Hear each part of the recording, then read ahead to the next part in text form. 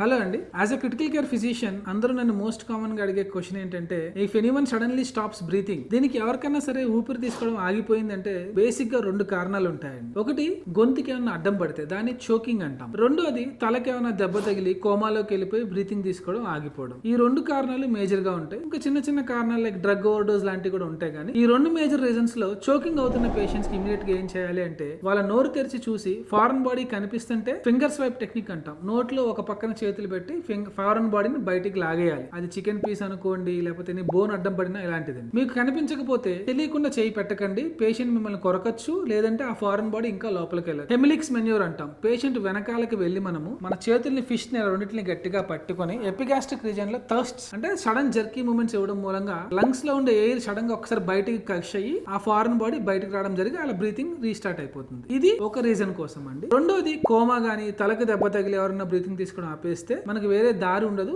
Patient ని మనం ventilator మీదకి తీసుకొని వెంటిలేటర్ ద్వారా వాళ్ళ యొక్క బ్రీతింగ్ ని కంట్రోల్ చేయాలి. ఇదంతా జరగడానికి టైం పడుతుంది. కాబట్టి ఒకవేళ ఇంట్లో గనక జరిగితే ఇలాంటివి మనం మౌత్ టు మౌత్ బ్రీతింగ్ అంటాం. Artificial breathing. మనం ఎన్నిసార్లు ఊపిరి తీసుకుంటామో అన్నిసార్లు ఊపిరి పేషెంట్ కి ఇవ్వాల్సి వస్తుంది. డైరెక్ట్ గా మౌత్ టు మౌత్ బ్రీతింగ్ ఇవ్వచ్చు. సో ఒకవేళ పేషెంట్ వామిటింగ్ అది చేసుకుని మీకు ఇబ్బందిగా ఉంటే గనక మన చేతిని ఫిష్ ని గట్టిగా మూసి మీ మూతి మీద అది పెట్టుకొని పేషెంట్ మూతికి పెట్టుకొని బ్రీతింగ్ అనేది అందించవచ్చు అనమాట. ఇది మనం ఎమర్జెన్సీలో చేయాల్సినటువంటి పద్ధతి. To like, comment, share and subscribe for regular health updates NASA Hospitals.